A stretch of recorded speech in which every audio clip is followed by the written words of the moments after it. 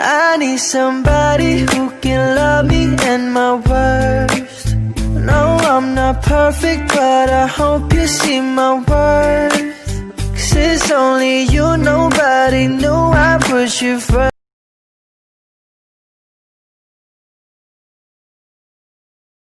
Assalamualaikum warahmatullahi wabarakatuh. Waalaikumsalam warahmatullahi wabarakatuh. Selamat siang anak-anak. Siang Bu Guru. Kira-kira bagaimana kabar kalian hari ini? Baik Bu Guru. Alhamdulillah, semoga kita senantiasa sehat dan selalu diberikan umur yang panjang. Amin. Sebelum kita mulai ke materi pelajaran, Bu Guru absensi dulu ya. Iya Teh. Mengecek kehadiran kalian. Kira-kira siapa yang tidak hadir hari ini? Ila Bu Guru, Nurul Fadila. Oh, Nurul Fadilah. Kenapa dia? Dia izin. Izin kemana? Ngapain? Mamanya itu jalan-jalan. Oh gitu. Kirain Bu Guru dia sakit atau kenapa? Sekarang Bu Guru mulai ya. Ya. Kurvatul Jannah Hadir. kemudian Gama Apriliani, Hadir Bu Guru. Ya. Jangan kampanye ya. Dewi Sukmawati. Hadir Bu. Jangan kampanye ya. Iya. Ya, Bu. Kemudian Desti Silisnawati. Hadir Bu. Hadir. Sekarang yang cowok nih, Muhammad Ismat ada? Tidak hadir Bu Guru. Kenapa dia? Ada alasannya? Sakit kakinya. Oh, Sakit Bu, kaki kemarin dia ya. main bola. Oh gitu. Ada suratnya? Tidak ada Bu Guru. Oke, Ismat ya. Sip. Sebelum kita lanjut ke materi selanjutnya pada pertemuan hari ini, pada pertemuan minggu lalu kita sudah membahas mengenai permasalahan sosial. Bu Guru harap semoga kalian sudah bisa memahami tentang materi tersebut. Sekarang kita akan lanjut ke materi stratifikasi sosial ya.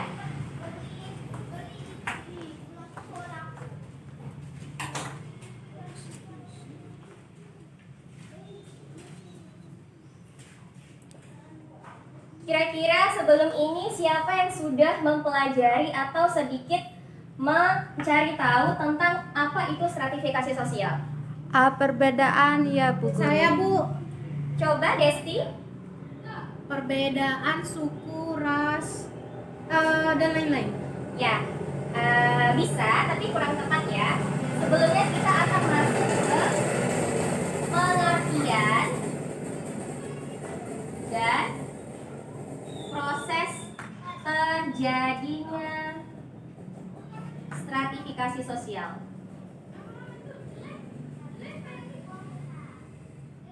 Nah, kalau di pengertian stratifikasi sosial, kita ambil dari salah satu ahli yang mendefinisikan tentang stratifikasi itu.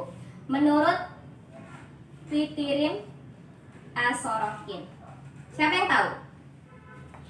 Tidak ada? Tidak ada Oke. Bu Guru. Di sini, menurut Pitirim Asorokin mendefinisikan bahwa stratifikasi sosial itu sebagai pembedaan penduduk atau masyarakat ke dalam kelas-kelas yang tersusun secara bertingkat atau hierarkis, ya.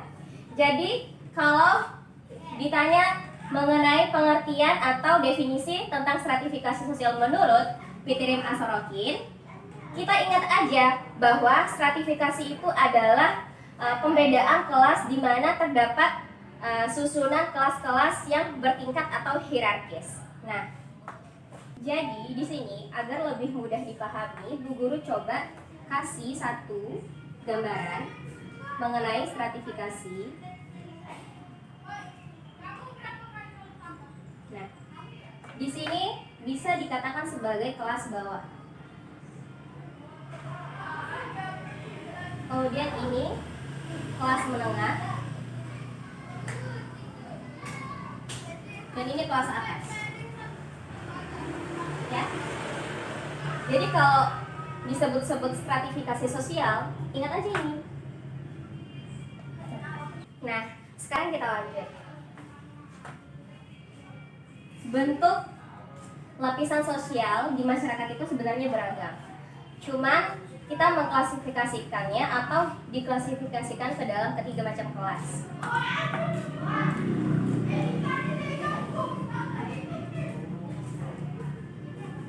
Yang pertama, didasarkan pada faktor ekonomis.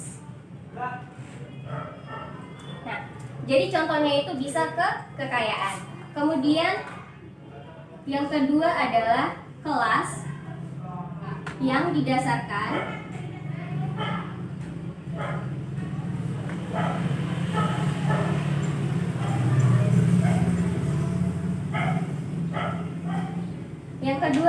kelas yang didasarkan oleh faktor politik. Nah, itu bisa kita berikan contoh mengarah ke kekuasaan. Kemudian yang ketiga adalah kelas sosial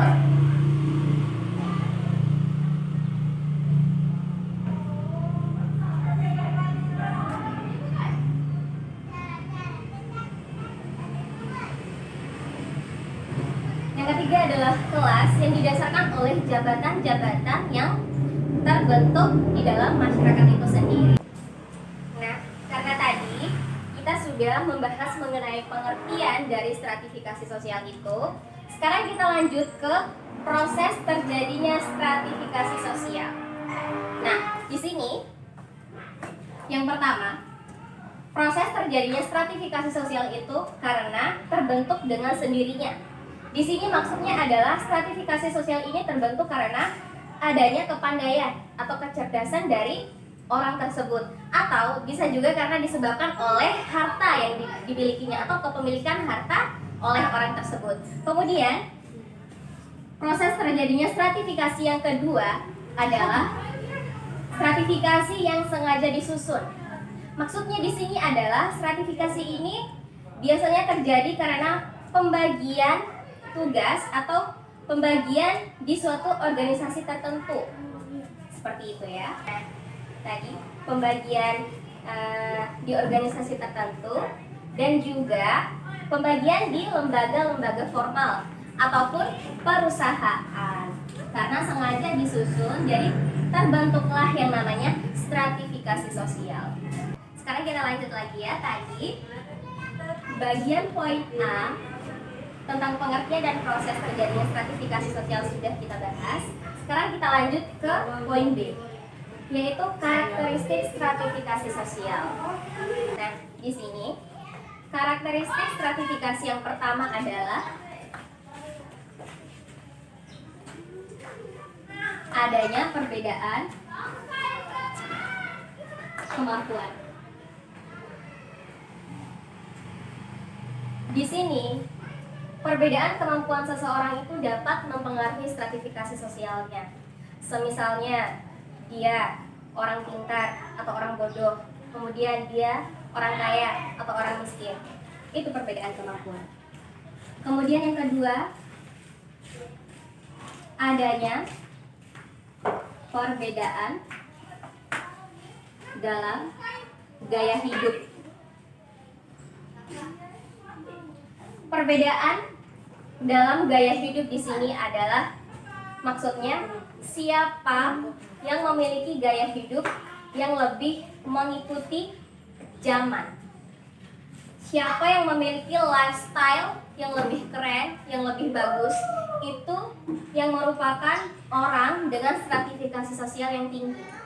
Kemudian, orang yang dengan gaya hidup yang biasa-biasa saja atau dengan pakaian yang biasa-biasa saja adalah merupakan orang yang dengan stratifikasi sosialnya ke bawah atau menengah. Kemudian yang ketiga, adanya perbedaan dalam hak dan akses dalam memanfaatkan sumber daya. Di sini bisa kita kasih contoh perbedaan dalam hak dan akses dalam memanfaatkan sumber daya itu. Maksudnya di sini adalah semisal seseorang yang bekerja di lembaga tertentu, diberikan fasilitas rumah dan mobil dinas, atau diberikan fasilitas-fasilitas lain yang menunjang kehidupannya, yang merupakan biaya dari negara atau dari pemerintah tempat tinggalnya itu sendiri karena jabatannya. Nah, kali ini kita akan lanjut ke materi poin ketiga, yaitu dasar stratifikasi sosial. Tapi sebelum itu, guru mau tanya, apakah dua materi di atasnya ini kalian sudah paham? Sudah Bu Guru. Semoga ya benar-benar paham. Iya Bu Guru. Nah, dasar stratifikasi sosial di sini dia ada 5. Yang pertama itu kekayaan. Yang kedua itu adalah kekuasaan. Kemudian yang ketiga adalah kehormatan. Yang keempat adalah ilmu pengetahuan. Dan yang kelima adalah keturunan. Jadi di sini dasar stratifikasi sosial itu ditentukan oleh 5 poin ini. Bisa. Kemudian tidak menutup kemungkinan poin-poin lain itu tidak menjadi dasar dari adanya stratifikasi sosial, tetapi di sini kita bahas cakupan materi yang kita pelajari. Yang pertama, kekayaan. Jadi di lapisan masyarakat itu ada kelas-kelas tentang bagaimana kepemilikan harta atau kekayaan dari masyarakat tersebut. Siapa yang memiliki lebih atau siapa yang memiliki kekayaan sedang atau siapa yang dikategorikan miskin. Nah, jadi strata sosialnya atau stratifikasi sosialnya dapat kita lihat dari sini. Kemudian yang kedua adalah kekuasaan.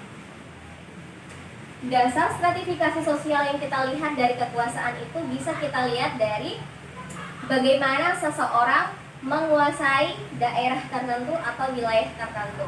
Semisalnya di sebuah daerah kan ada bupatinya, kemudian ada kepala-kepala daerah lainnya. Seperti itu kalau kita bahas mengenai kekuasaan. Jadi bisa kita kaitkan dengan jabatan-jabatan yang ada di masyarakat. Siapa yang lebih berkuasa, dialah yang memiliki stratifikasi sosial ini. Kemudian orang yang tidak memiliki kekuasaan, dia memiliki stratifikasi sosial ke bawah. Kemudian kalau kita bahas mengenai dasar stratifikasi sosial bagian ketiga, yaitu kehormatan, di sini bisa kita contohkan dengan semisal di masyarakat itu kan ada tokoh masyarakatnya. Nah, tokoh masyarakat itulah yang akan menjadi teladan,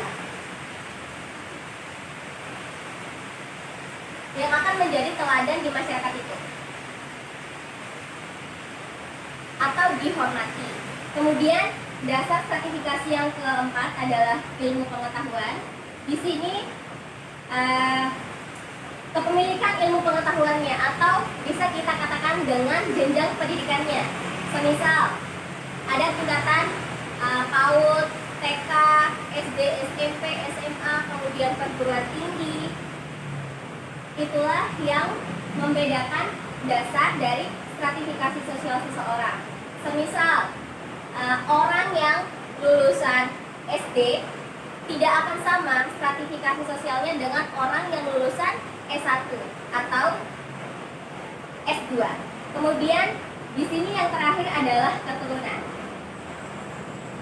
Keturunan di sini adalah faktor biologis yang mempengaruhi dasar dari stratifikasi sosial seseorang atau kelas sosial seseorang.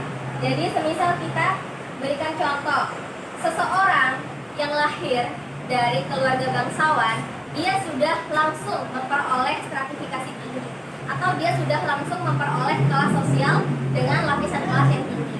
Jadi dia tidak perlu lagi membentuk stratifikasinya atau tidak perlu lagi mencari stratifikasi sosialnya karena dia sudah memiliki stratifikasi sejak dia lahir disebabkan oleh faktor keturunannya. Jadi kita lanjut. yaitu bentuk-bentuk dari stratifikasi sosial itu sendiri. Yang pertama, ada yang dikatakan dengan stratifikasi sosial tertutup. Stratifikasi sosial tertutup di sini maksudnya adalah stratifikasi sosial yang membatasi orang untuk pindah ke lapisan sosial yang lain. Contohnya seperti masyarakat India yang masih menganut sistem kasta ya.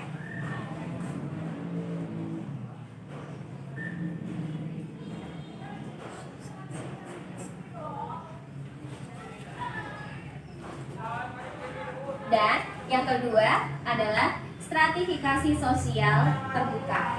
Nah, di sini adalah stratifikasi sosial yang memungkinkan orang berpindah ke lapisan sosial yang lebih tinggi jika dia berusaha, yaitu dengan kemampuannya sendiri atau dengan kecerdasannya.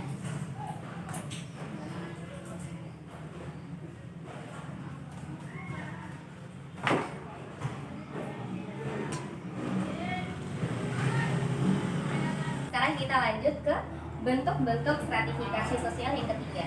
Di sini dikatakan dengan stratifikasi sosial campuran. Stratifikasi sosial campuran di sini merupakan perpaduan antara stratifikasi sosial tertutup dan stratifikasi sosial terbuka. Seseorang yang ingin berpindah lapisan, dia harus berpindah ke daerah yang lapisan sosialnya dengan stratifikasi sosial terbuka. Contoh, seseorang yang menganut kasta Sudra, jika dia tetap bertahan hidup di tengah masyarakat yang masih menganut sistem kasta, dia tidak akan menjadi terhormat di daerah tersebut. Seperti itu ya. Dan sekarang kita sampailah pada akhir pertemuan. Semoga apa yang Bu Guru sampaikan tadi dapat kalian serap, kemudian dapat kalian terapkan juga di kehidupan kalian. Kemudian dengan dipelajarinya materi ini, Bu Guru harap semoga anak-anak bisa lebih menghargai teman-temannya. Baik kalian dari masyarakat kelas atas, kelas menengah, atau kelas bawah. Ya. Lebih dan kurangnya Bu Guru mohon maaf. Terkait materi ini, jangan lupa dipelajari di rumah, karena minggu depan Bu Guru akan kasih kuis. Kemudian, untuk materi pertemuan selanjutnya, kita akan membahas mengenai diferensiasi sosial. Jadi jangan lupa materi ini untuk dipelajari. Sekian dari Bu Guru. Wabillahi taufiq wal hidayah. Wassalamualaikum warahmatullahi wabarakatuh. Semangat semuanya.